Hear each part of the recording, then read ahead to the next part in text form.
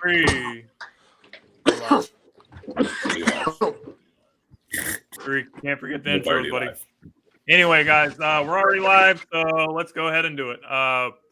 Welcome to another episode of the Gauntlet. Dom, JJ in the house. We got a whole bunch of stuff to talk about. We got a whole bunch of stuff to get into. So what's up, guys? How are we feeling tonight? Doing pretty good.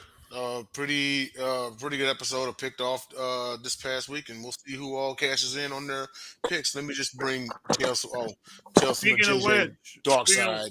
Speaking of which, Dom and JJ, you guys need to update us with what your records are, because me and Jay have the same record. Oh, right. Yeah, I didn't give you for me and Jay have the same record, so we need to find out who's leading the pack. Because I think me and Jay are tied. Right now. So we need to see what you guys got going on. I'm trying to go back and watch every friggin' episode and see what my picks were. Or you could just look at all the games and try to remember who you picked. That's what I did. I didn't watch the episodes. I actually play pick the pick'ems on ESPN every single week. So I just went back and counted them. But you pretty much what I did. It's on the fantasy app. You piece of crap. Wow. That's what we're starting with tonight, really? I know, right? Crap? JJ don't even got to play the food or nothing, man. You to take all right, out we're taking shots. We taking shots right out of the gate. Okay. All right. Step into the. It's time to, since JJ trying to step into the gauntlet. Let's step into the gauntlet, guys. 1 minute rapid fire segment. I'm gonna start us off. Who you taking, Jamar Chase or AJ Brown? AJ Brown. AJ. Yeah, you can't say anybody but AJ right now. That was a loaded question. AJ. I gotta go with my guy AJ. Let me tell you guys something. I would take either one of them. And I think anybody that takes one of them, your team is automatically better. So that's such a diplomatic response. I am proud of you. No, I love Jamar. Such a diplomatic response. I'm a huge Jamar fan. You can ask anybody. Love Jamar Chase, but yeah, no doubt. Next one. This is what I want to ask you guys. Will Aaron Rodgers play this season? No. Sorry. No. Why would he? Oh, he's way ahead of his rehab. I think it's very possible. If they are still in the hunt, I think there's a chance he plays. If they're not, then obviously he's not going to play. All right. The Raiders fired their coach. We're going to talk about that later. I don't know where this are the Raiders support for him to come back. Are the Raiders the biggest dumpster fire in the NFL right now? Yes or no? Absolutely. You just fired your head coach and general manager after a bad loss, and also you just benched your starter in favor of Aiden O'Connell. Who's the worst team right now? It's hard to say. I guess. Nah, I can't really put anybody over the Raiders. I can't. And they're somehow 3-5. Well, I mean, apparently Devontae Adams was saying that he loves the new coach and he's gonna run through a wall for him or whatever. So they're desperate for change. I ain't mad at them. All right, guys. So I kind of think that's what we have time for with the rapid fire segment. Let's move on to our sports morons of the week.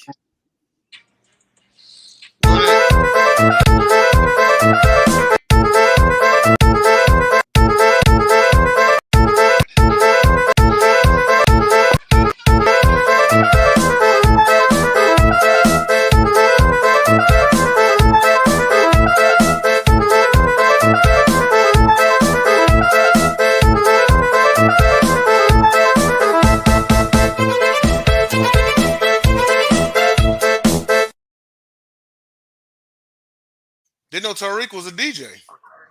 I don't know what happened there, but whatever. JJ, do you want to tee us off? Sure. Why not? Go ahead. Listen, this is my rival. I have great respect for this team. So I hope that what I expect from this team to do, they kind of do with this kid, because George Pickens, I just don't understand. I really don't understand. Because this team is one. Okay. Tariq, you're good. You can have the rest of the night off. We will do the production. Thank you very much. JJ, as you were saying. It is all good, bro. I was just like, oh, remix, let's do it. But as I was saying, this team has won 5 Super Bowls. They have been. You can't tell the stories about the NFL about the Pittsburgh Steelers. They're a wide receiver factory. If you want to be free, they will free you, and they'll figure it out and find somebody else to replace you. It's just like you just got to chill out, bro. Like that was just a stupid thing after your team has won. It's time for you to just take this sports moron of the week, bro. George Pickens.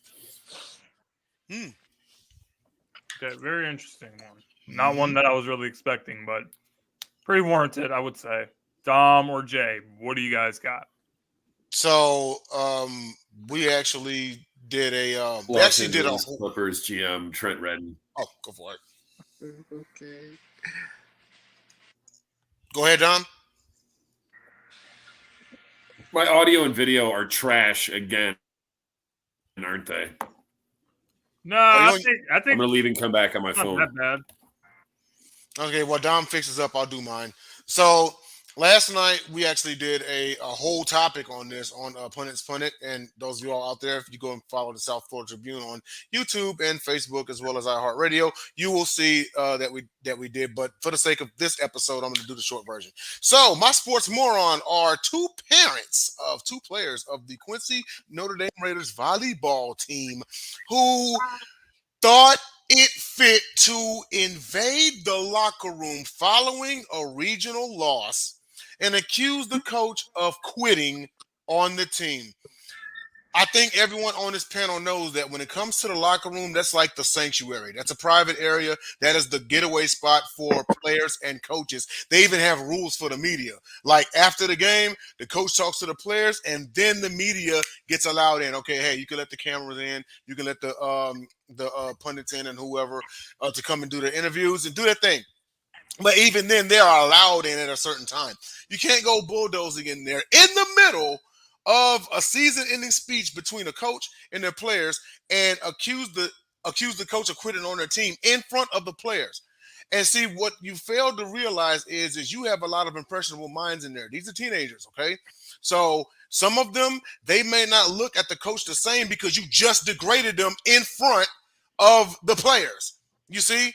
So, and you know what? I last night I almost, slipped into there's an article on it if anybody wants to go and look it up. But definitely, they are my sports morons. That are very reasons why people are weary of parents at kids games, high school, middle school, Pop Warner, whatever, dealing with referees, coaches, etc. This is the very reason right here. If you had a beef with the coach, you could have pulled that man to the side in private, in his office or anything like that. You don't do it in front of the team. Praise in public, reprimand in private.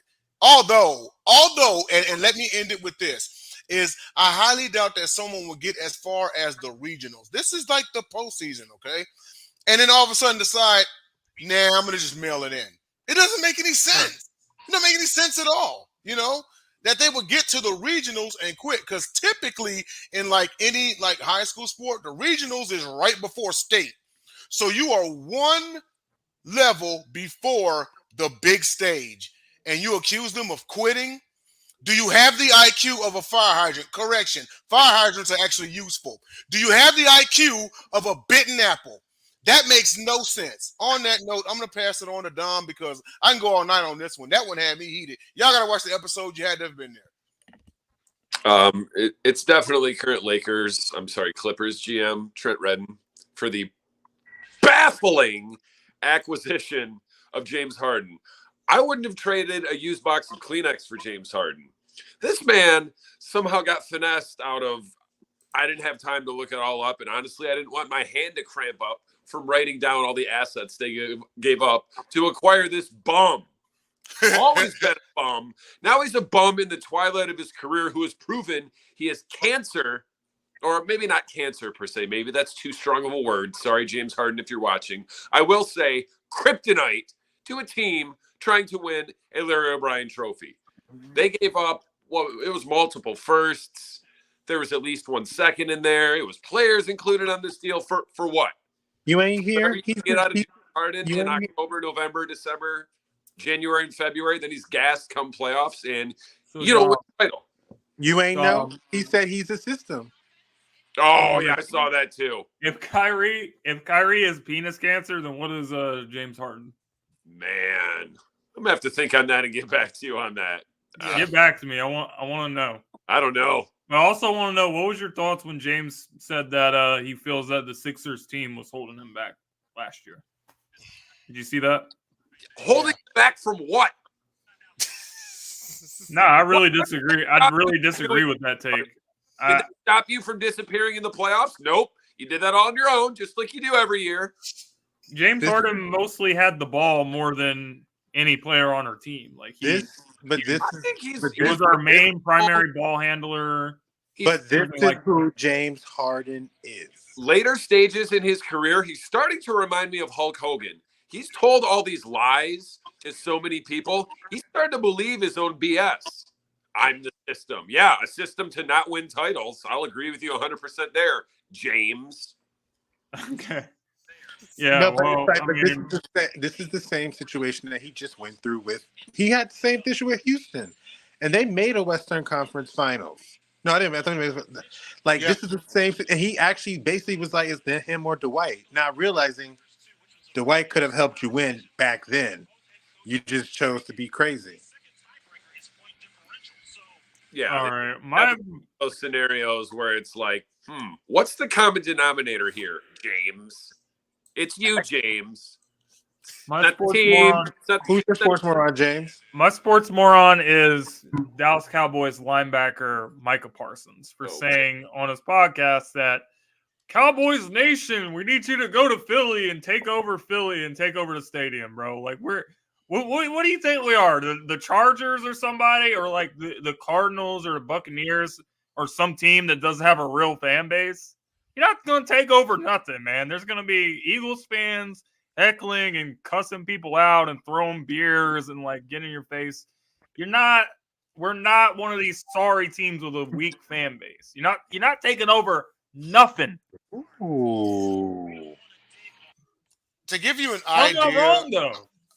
To give you an idea, this actually reminds me of the time my old supervisor back in the military. Shout out to him; his Rangers won it all. But he's a devout Dallas Cowboys fan, and he actually was returning from Iraq from one deployment. And the first point of entry in the United States was, I think it was Philadelphia International Airport. What's what it's called out there? But so basically, whenever you hit stateside, whenever you're coming from a deployment and you're coming off the rotator onto a commercial flight, you're allowed to change out of your uniform into civilian clothes. He went to the restroom and he changed out and he put on a Dallas Cowboys jersey, not realizing where he was at. As he walked through the airport, I think I told you this story before, James. As he walked through the airport, he got mad, ugly stares like this dude kicked a puppy. And he didn't like understand. Then he realized, oh, shoot, I'm wearing a Cowboys jersey in Philadelphia. No, I mean, if you wear a Cowboys jersey in Philadelphia, people are going to, like, walk up to you on the street and tell you, F you, like, straight up. Just for wearing the jersey, not even for saying something. Micah Parsons is confusing the Lincoln Financial Field with SoFi Stadium. You know, any fan base can take over that stadium because we know what LA Rams and Chargers fans are, right? Like, there's no football and fans in LA unless it's USC. But at the same time, it's like anyone can take over that stadium. You don't just take over like Lincoln Financial Field. Like we all know, you don't take over where the Steelers play, Heinz Field. You don't take over, where the Seahawks play or anything like that. That's just one of the stadiums that you just don't take over. The man said we're gonna turn this into a home game. You're not turning nothing into a home game. To his point, it was true for SoFi because there actually are Dallas Cowboys fans in Los Angeles. It's not the same in Philly, though. That's where he's wrong. So he's thinking that he can take over everywhere, and it just ain't gonna happen. Like Sunday's gonna be ugly. If there's any blue jersey in the stands, I feel sorry for him. I feel like GMs need to start putting clauses in players' contracts to get them to either stop saying dumb stuff either on their own or guesting on other people's podcasts during the week. Like, why fuel the fire?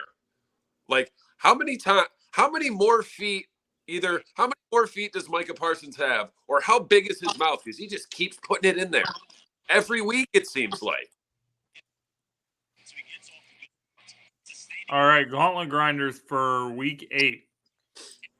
Anybody want to start us off? Where is my? Go ahead, JJ. You got it. No, y'all got it. You want no Gauntlet Grinders? You want to go last or what? Come on, you going first for once. Come on, man. He went first for the sports moron. Whatever, I'll go first.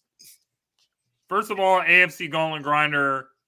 I don't know all the stats, all the yards and stuff, but I don't need stats to know that Joe Burrow is back. And that game against the 49ers was an amazing game by him and the Bengals.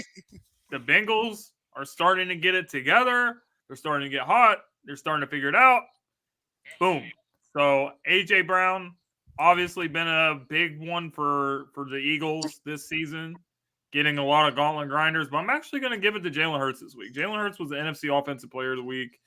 He's playing on a banged-up knee. He's not really, able to run like his usual self. But he is torching teams from inside the pocket, making big throws, being consistent, 319 yards, 4 touchdowns, no interceptions against the Commanders. Jalen Hurts is that dude, NFC Gauntlet Grinder. So I got Jalen Hurts and Joe Burrow. Sweet. Well, for my AFC Gauntlet Grinder, I'm going to give it to the entire Denver Broncos defense. 5 turnovers forced, 2 interceptions, 3 forced fumble/fumble recoveries, 9 points allowed. Mind you, this is the first time since 2021 that Patrick Mahomes was held without a touchdown. That was a loss to Tennessee, 27-3. This was the defense that people have been waiting for, especially the people of Denver and Broncos fans. And the Broncos defeated the Chiefs for the first time in, 8 years? It was like 15, 16 straight games, something like that. We talked about 16-game losing streak. 16-game losing streak, and to top it off, and not to bring up Tango Sierra, but they played her song to troll the Chiefs at the end of the game, which it was pretty funny. Who, Taylor? Yeah. Taylor Swift. Yes. So yeah, that's my AFC Grinders. The Broncos. She wears short skirts. I wear T-shirts. Yeah. All right. But that's my AFC Grinder. They were flying all over the field. NFC Grinder, I'm going to give it to Geno Smith.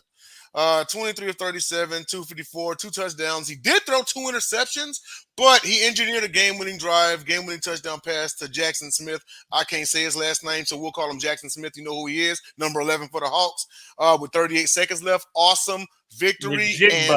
Najigba. Najigba.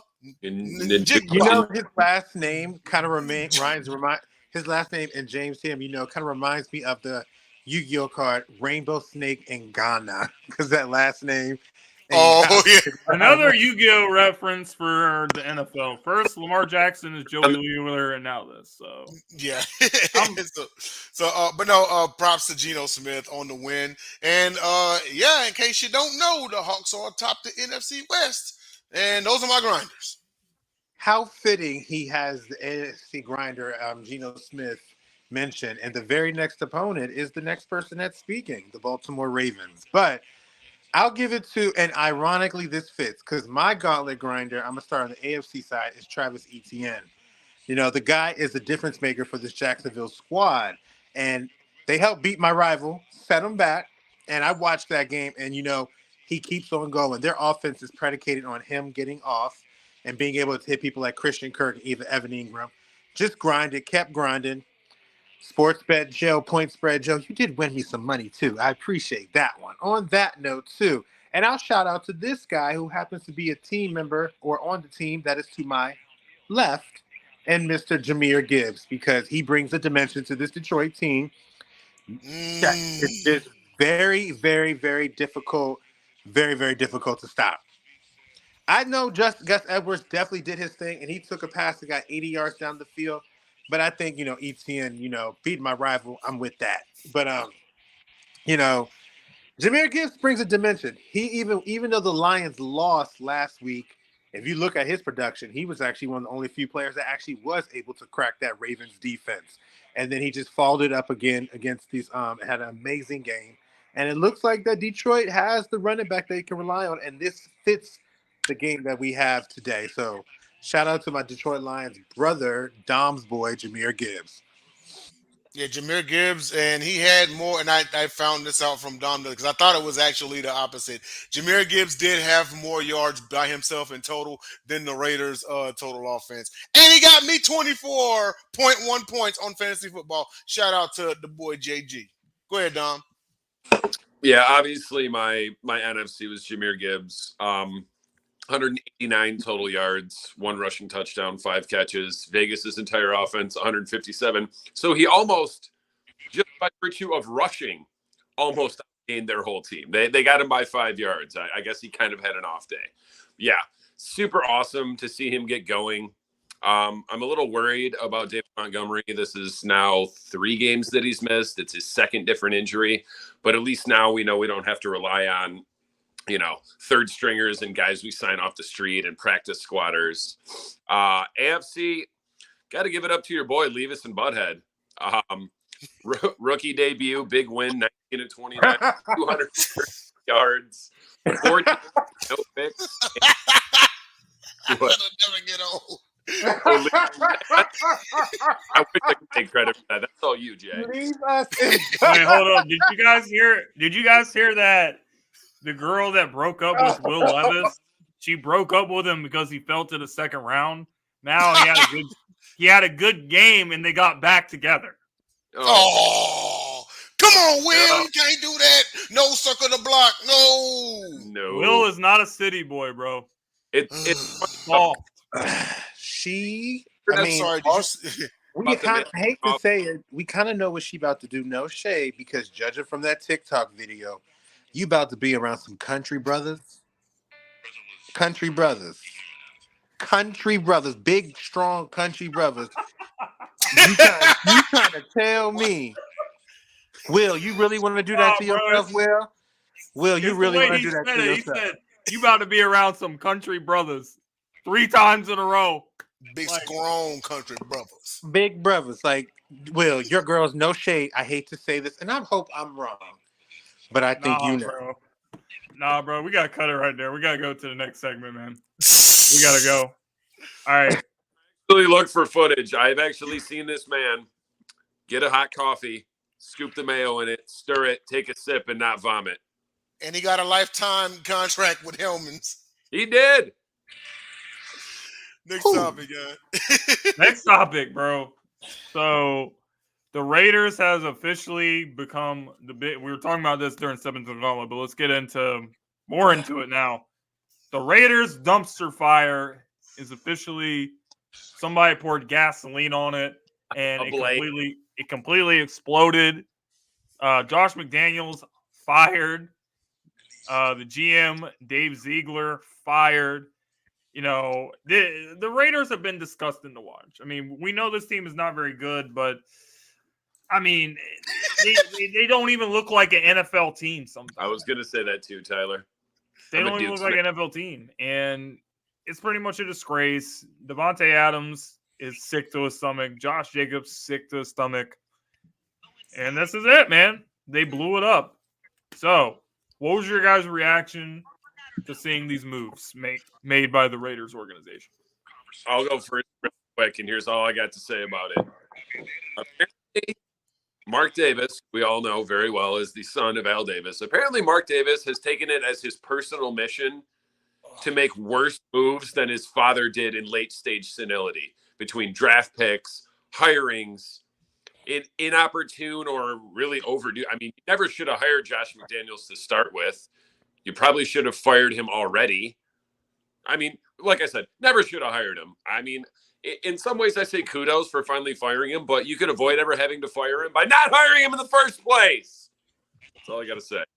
So We're I'm having going an Oh, to. and they argument fired, about mayonnaise in the So comments. I'm going to. because apparently there's yet another dude with the last name Lombardi that is convinced an NFL team that he knows something about football. It's not true. I'm going to sit here and one thing, I'm not going to disregard what you say about Mark Davis, but I definitely will disregard what you say about Al Davis, because Al Davis was a trailblazer in this game, and I don't hold his last years against him, because during his last years, he also had a team almost win a Super Bowl, but got beat by the Tampa Bay Buccaneers. So it's not as if the guy didn't know what he's doing. Al knew football. His son No, I don't. just said His son don't.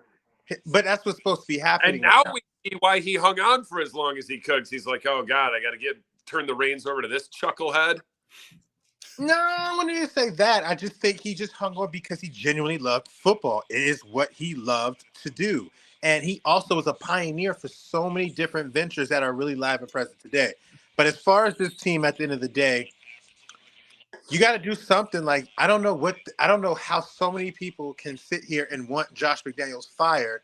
Then when it gets fired, we're talking about the team like they're trash about it. No. What do? You got to start over. Do what you got to do. And the players seem to respond to Antonio Pierce because he's a player. He used to be himself. He had been on the Washington Redskins back in those days where they were horrible. He knows how to help me try to get Turner to the locker room, because what happened is he went to New York Giants and they started winning a Super Bowl. So give them I don't blame him for this. Do what you got to do. I think the NFL, the Raiders, whether people want to believe it or not, in my opinion, are kind of like the Spurs of the NFL. It's really good because of the fan base, the hoopla, the history, the culture, to have the Raiders get some back of prominence again. And hopefully this is the start, because I'd love to see the Raiders become prominent, because when I was a kid, if there's a team I actually rooted for outside of the Baltimore, it was Oakland. I was a Raiders dude too. So, and you got your players, you got all your players. You got Charles Woodson, who loved the Raiders. You got your players that put so much into your team complaining. You got to do something. And he did, because he cares about his players and what they think. I couldn't help but notice that, well, number one, this is the second time that Josh McDaniels as a head coach has been fired mid-season. And also number two, and I brought this up last night, because he signed a 6-year deal with the Raiders, but he was fired in the middle of year 2. Now, this is just me, but there may have been one or a couple of people who didn't want him in the first place. Now, here's the deal. I'm not going to totally trash the man. Does he suck as a head coach? Yes. But it's just living proof that there are some people where their ceiling is play caller. Their ceiling is offensive coordinator. Their ceiling is defensive coordinator. McDaniels is a good play caller. He's just a bad head coach. It is what it is. It's anybody's guess whether he'll try it one more time. My guess, yes, he will. But also at the same time, the Raiders and the whole John Gruden thing, and they still haven't recovered from that. Antonio Pierce being the interim. Not to cut you off, Jay, but the Raiders are now paying out the contract of John Gruden and McDaniels at the same time. At the same time, exactly. In the two. This, and I mentioned this before also. Antonio Pierce, he's the interim head coach. He may get the permanent job because no other free agent coach would probably wants to touch this team. No, he won't. It's got the stench. It already has the stench of John Gruden and all of his stuff on it. Like, there's very few sane people that want to take that on, So I don't think it's a desirable get the job, but he should, because just like when they fired Gruden, those Raiders players are going to rally around Antonio Pierce, and they're going to finish the season somewhere in the neighborhood of 500. And the players and all the fans are going to want him to hire him, and then they won't. Just like the only problem I have with the new coach is he said something about I'm going to touch these players. These players are going to feel me, bro. Like, come on, man. Like, we don't need none of the Jerry Sandusky stuff in the NFL. Keep that in college football. You don't want that over here. Keep that in college football. Don't keep it anywhere. What? I said what I said. That, but I mean, no, that was my take. I mean, And there's somehow 3-5. It's kind of like the ball just started rolling once they lost to Tyler Bagent and the Bears, and then you get the Lions game, and all of this is just But to Dom's point, at least it's happening in midseason. For all we know, they could go on a 4-game winning streak, and next thing you know, right now I don't see it, but crazier things have happened in sports. They can go on a 4 or 5-game winning streak and then be above 500, and then they'd be what, the ugliest above 500 team? They're already the worst 3-5 team. What else can happen? Can that happen? Sure, of course. So it remains to be seen. But my guess is Antonio Pierce does get the permanent job, but it would be by default because no one else wants it. Fair enough, guys. So, next topic. NFL trade deadline. There was a lot of moves made. There was things that happened. My first reaction and takeaway of the trade deadline is the Washington Commanders. I understand what they're doing. They're trying to, get picks back for expiring contracts, man. But as the Eagles fan, I'm just so pissed off about this, man. We win against them in a nail-biting way, and then they blew up their whole team. So now they're going to be probably trash for the rest of the season. And I just the 49ers got Chase Young, add that to that defensive line for a 3rd-round pick, bro. You could trade them anywhere, and that's what you went with. So, as an NFC fan, thank you, Commanders, for doing that. Really appreciate it. And the other guy, Montez Sweat, went to the Bears. I think this is really interesting and something to keep an eye on. When he got traded to the Bears, people were asking him, well, are you ready to make a contract extension? I just want to say I'm very sad to see him leave the DMV. But go ahead. Of course you're going to say that. But they were asking him about, are you going to be ready to make a contract extension? And he said, no.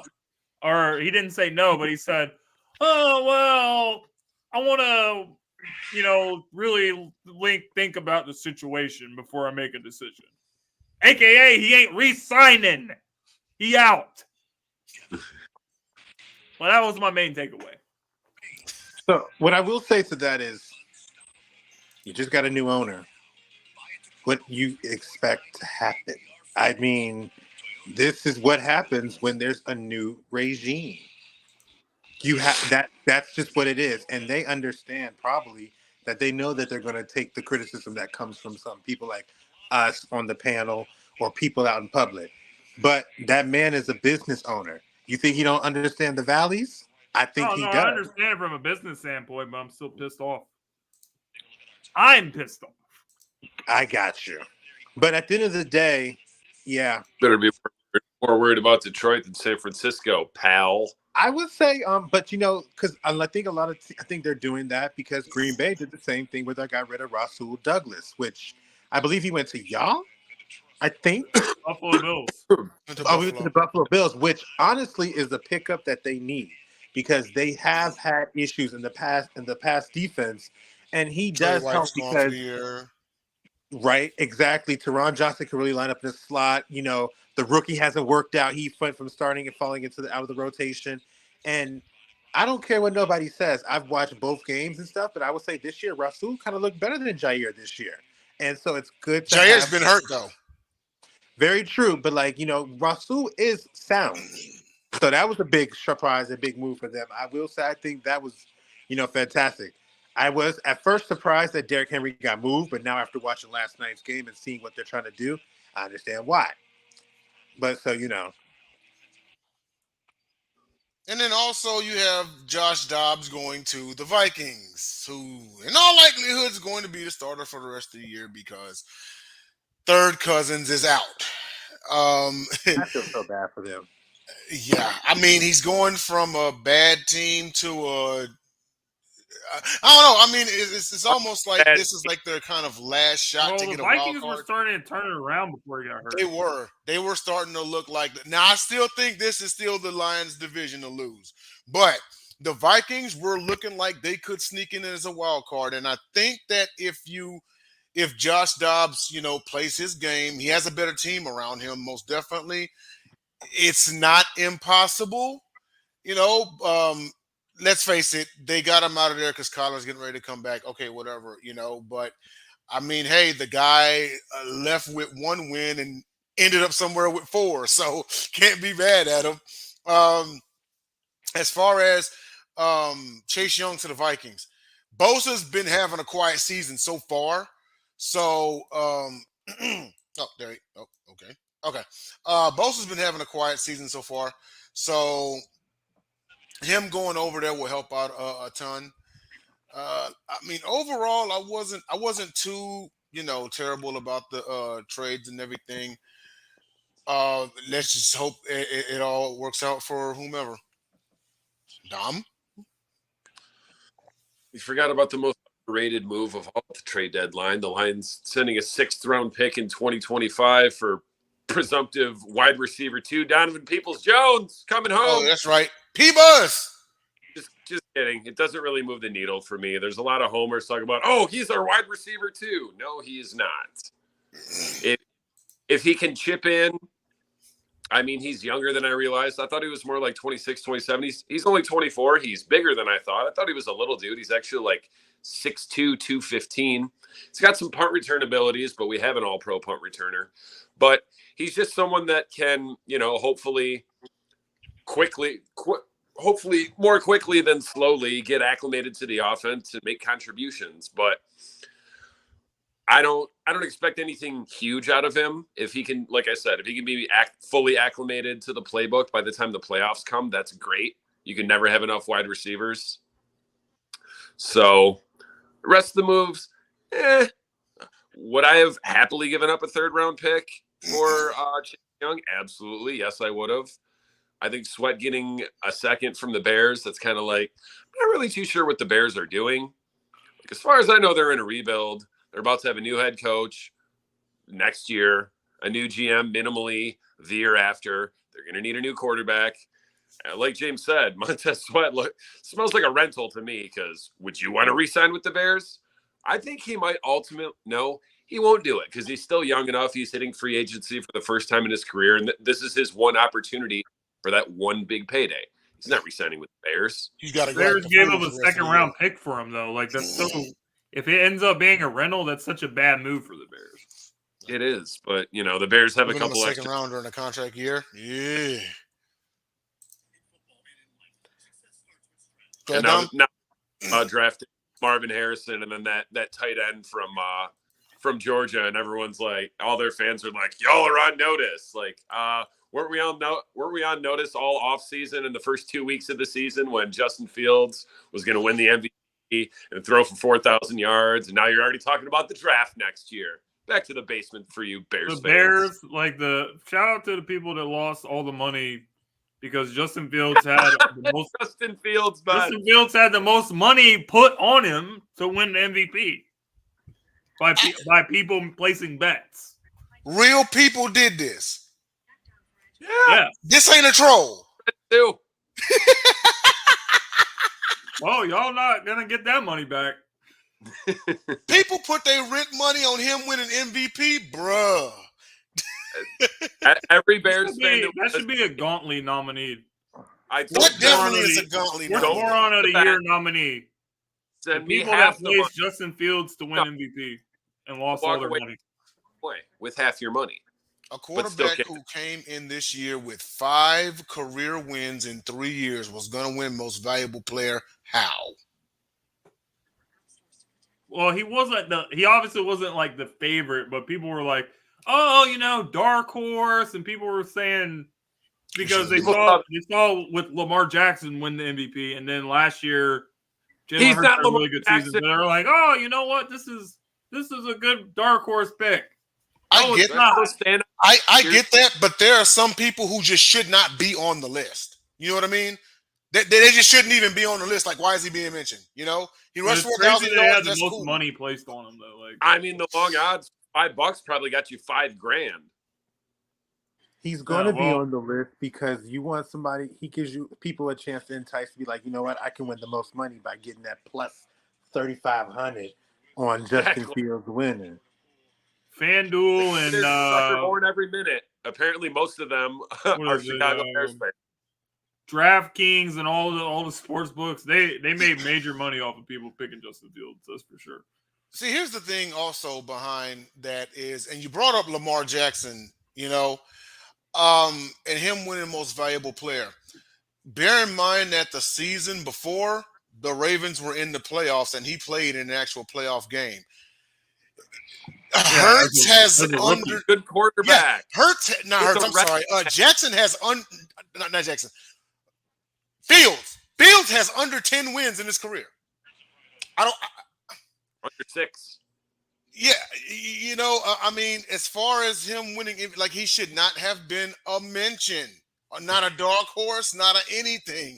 There's absolutely nothing that indicated that he was going to turn this team around this year. I love how this conversation turned from a trade deadline to Justin Fields sucks. Justin Fields banter. Hey, but we got the comment section running. Look at this. Yeah, Grit. You don't want to get Grizz going, man. Once he gets fired up, he doesn't stop. Oh, Grizz is full right now. He going off. It's hard to slow him down when he gets fired up, man. But I guess that's it, guys. Non-sports topic. What we got? Get it. Is the art of developing a music artist dead, and are labels concerned with making one-hit wonders / going viral? Before we get started, when we get to JJ, before we get started, I'm going to go, James. Before we get started, when we get to JJ, I want to hear your take on this as far as R&B. Just so you know, you can say anything else you want. I just want to hear your take on this as far as R&B. All right, JT, take it away. For the first part of the question, I'm going to break this down into 2 parts. First part is this. Is the art of developing an artist dead? Well, it depends on what you mean by that. Because I would say this to you. I think overall, like, yes, there's still like some talented artists, but compared to what we've seen over the years, there's really I think that there's really not that much talented artists in music today. Like, I think a lot of the new artists, especially like in hip hop, a lot of these guys are just trash. Like, it's just trash. Find a beat, auto tune, and it all sounds the same, and it all sucks. So it's hard to like develop an artist in the first place when you pretty much have no talent. You pretty much don't. You pretty much. I think music is dying. Yeah, and that's why I listen to more music that I listened to when I was growing up and stuff like that. Like a lot of new stuff, I'm just not with that. And our label's concerned with making a one-hit wonder. I would probably say yes, because if you can get one hit, then you can make a bunch of money and you don't have to worry about anything, because at the end of the day, that's the best you can hope for, because you're not going to get the consistency because these guys don't have skill to sustain like having a really good music career. That's just the way I see it. No. Ain't nothing wrong with that. Nothing wrong with that at all. So, So, is there anybody, and you don't have to say any names, but is there anybody nowadays that you were like, you know what, they got a semblance of talent, but if only they can get fine-tuned in the studio, but they just don't bother developing them? It depends on what you mean by that, because when I say new artists, like if you've been doing it for like the last 5 to 8 to 10 years, I don't really count that. I count that as like over like the last 5 years, you just coming onto the scene. So like from 2018, 19 until now, there's nobody that really like tells me that, yeah, you're going to have a long career and be like really talented and successful. I'm just being honest. Like I think the music today sucks. It absolutely sucks. I think it's half and half because I'll touch on to Jay's something about the R&B real quick. Because I think some people out there have some talent. Now in the R&B, I don't think it's really dead because I think you have Jasmine Sullivan, you have SZA, you have Ari Lennox, you have my girl Muni from. You have you have people out here that still make the R&B that is still good music for me. I think in certain genres it is starting to be different, which I think in certain genres, most notably rap, I think that has just changed dramatically because you listen to these guys between like 15 and 25 or people between 15 and 25 because they have social media where you could do stuff crazy and stuff like that. That's where, these people like these guys like NBA Youngboy or Yaki Uzi Vert, however you want to call it. And you got people like Sexy Red and Suki Han and all them getting off because that is the world that we live in nowadays. And I will say that's part of the reason for this topic, but go ahead. Exactly. I figured it had to go there. And it's funny because a lot of people like to criticize two of these rap women out here who in all actuality, they can actually flow, which is Megan Thee Stallion and Cardi B. But they will praise people like Sexy Red and Suki Hana. And if you ask me rap for bar, Megan and Cardi are actually miles better than them. But people love those type of people. People love that, there's that genre, those girls. And it's just like, it's dying for me.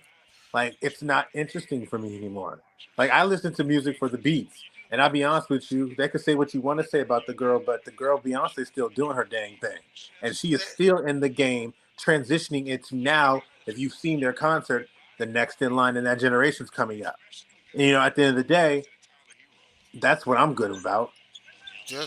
And because you and I talk all the time on R&B, so we came up on the the Whitneys, the Anitas, and Sade's and all of them. But see, this was back when because Whitney started back when she was like 18, 19. Her first album was when she was 19.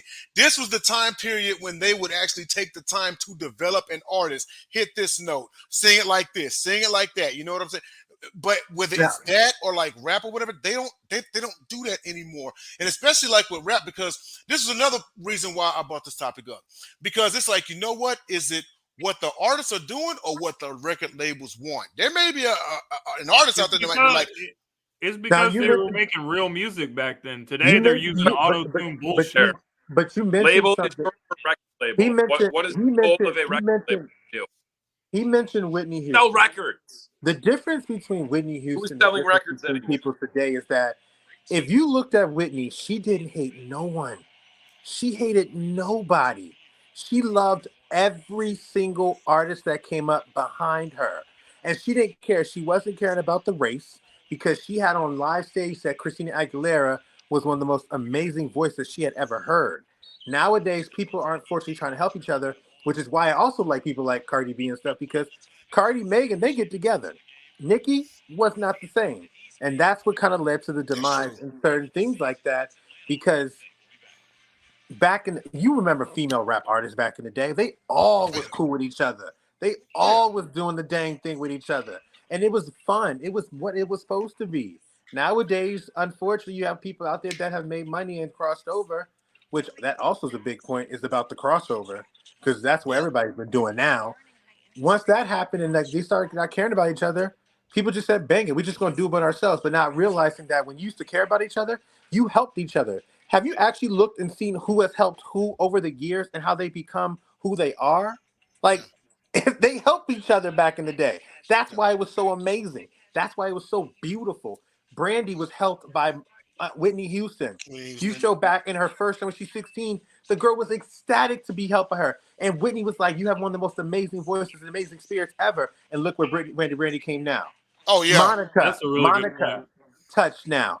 Right. All of them were touched.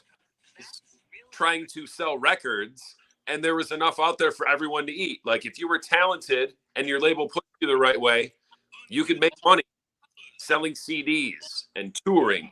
Now it's just about trying to get one hit and go viral. Record labels, I don't even know why they exist anymore. No one's selling records. It's been just a flood of just literal fly-by-nighters, like they have that one hit in the club, but then that's it. You don't hear from them again. You got to look them up. Oh, man, whatever happened? Like, James, you know what I'm talking about. Ask the question, does anybody know what the hell happened to Gangnam Style? That one guy from Korea, he made this. Oh, Broken Gangnam Style? That dude has never been seen since he made that song. And how many I don't even know where he's at. No one knows. No one knows. Dom, go ahead, man. We all gave our full takes. Go ahead. Is the art of developing a music artist dead? I wouldn't say it's dead. It's on life support. It doesn't really happen anymore because labels aren't doing that, because record labels, like I said, I don't even understand why they exist. The idea of a record label is to get a hot artist, to push them and to sell records and, put them on tour and make lots of money. Yeah, you can still tour and make money off merch and stuff, but it's all streams. And I can go to a dude right now for $200, shoot a video that looks as good as anything else you've ever seen. And if it happens to get a bunch of hits on YouTube, I'm viral. I'm famous. Will you ever hear from me again? Probably not, because I have no talent. But I got those 2 million hits that one time. Yeah. And you know what? With this last album he came out with, Drake touched one of Michael Jackson records, and you actually had some detractors that were saying, well, Drake shouldn't count because his is streams, whereas Michael Jackson actually sold records. People went to the store and bought them. So I'm gonna ask y'all, do y'all feel the same way? I'm gonna be very honest with you, and I am sick and tired of this. This man, Michael Jackson, couldn't go anywhere without anyone losing their freaking mind over him. I've never seen that from Drake. Nope. I've never seen a guy where literally that Magic Johnson story where Magic wanted him to go to the game, and he's like, he didn't want to at first, but Magic understood within 2 minutes. There he is. Within 2 minutes, they understood why Michael Jackson could not be at a game, because the game wasn't even important anymore. It was all about him. Drake is great. Drake is amazing. I have not seen y'all do that. I have not seen it. I have not seen it. Tough. Go ahead, Dom. Do you see? I never saw Jackson out here rocking an ICP jersey, trying to think he was cool. But I saw that. Michael Jackson had two of the most fiercest gangs against each other come together for a music video. We're talking about Crips and Bloods back in the 90s and 80s when that stuff was hot. That stuff was hot. Everybody mess with Michael, yeah. James, what about you? You think it's the same? Like, should it count? I mean, it's going to count officially, but, it's like streams versus actually going and like buying the CD, and I understand things change. But do you agree with the detractors when they said, hey, it shouldn't count, like Drake touching Michael Jackson record? I mean, you have to still count it because that's just the way the world has changed. It's gone to like more digital than back in the day, but nobody that even has any level of sense would make this comparison. Drake is not on the same level as Michael Jackson in any way, shape, or form. Break down the different sales and streams. But I can tell you one thing unequivocally. I've accidentally hit play on a Drake song before, and that counts as a stream. You know what I didn't ever do? Accidentally go out and buy a Michael Jackson album. Right. For context, on LP. Michael Jackson's Thriller, 1982, sold 70 million copies worldwide. It is literally the best-selling album of any genre all time. How many different times have you seen that dance performed all across the world? I just watched it on a Twitter for New York's Halloween parade today. Yeah, exactly. People watch it like every Halloween. The Lions defense just did the Thriller dance on Monday night. After they did. They sure did. It's crazy. It's crazy. Dude, wait, what was the number on that? Hold on. What was the number on that? Michael Jackson? 70 million worldwide. 70 mil worldwide? Yeah. And Drake broke that record, is what you're telling me.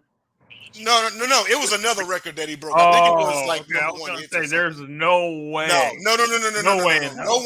No one's come close to that. As a matter of fact, it's funny because the Eagles' one of the greatest hits albums actually outsold Thriller in the United States by like 2 million, but worldwide, Michael Jackson cleared it.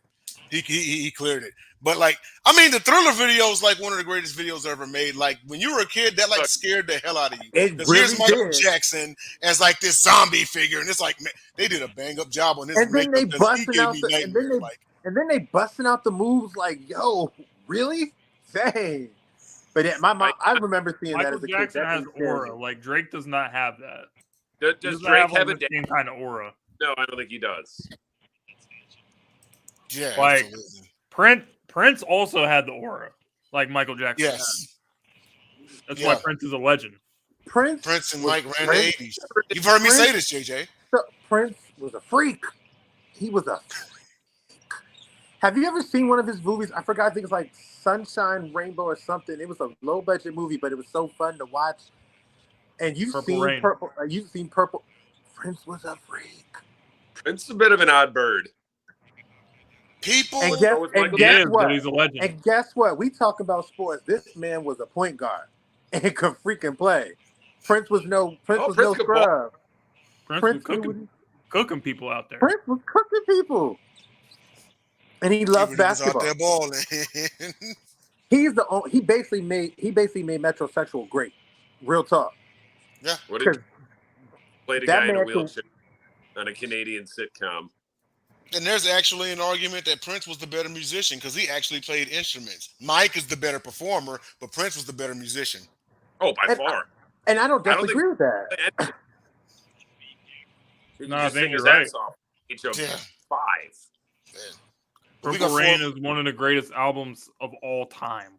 Yeah, literally. But yeah, we got like 2 minutes left, y'all. If y'all, I don't have anything else.